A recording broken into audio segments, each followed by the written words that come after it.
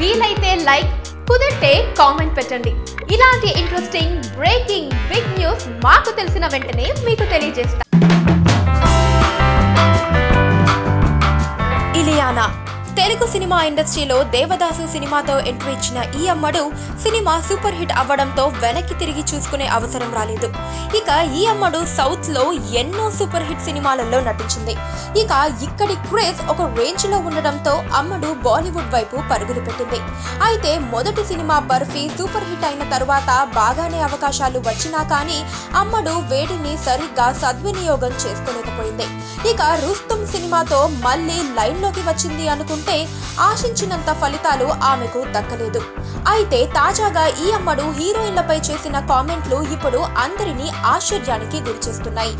అగ్ర హీరోల సినిమాల్లో నటించడానికి కొంతమంది హీరోయిన్లు హీరో దర్శక నిర్మాతల పడక గదుల్లోకి వెళ్లి స్వర్గం అందిస్తారని, అలా ఛాన్సులు కొట్టేస్తారని సంచలన ఆరోపణలు చేస్తోంది గోవా భామ ఇలియానా.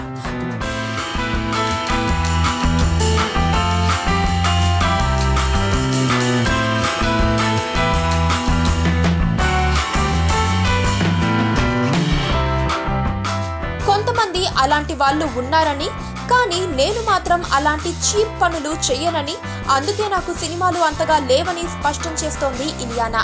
అంటే ఇప్పుడు ఇలియానా చెప్పిన దాన్ని బట్టి చూస్తే దీనిలో చాలా అర్థాలు ఉన్నాయని, అంటే పెద్ద హీరోలతో సినిమాలు చేసేవారందరూ వాళ్ళ బెడ్రూమ్లకి వెళ్తున్నారా అని కొంతమంది ఆమెపై ఫైర్ అవుతున్నారు.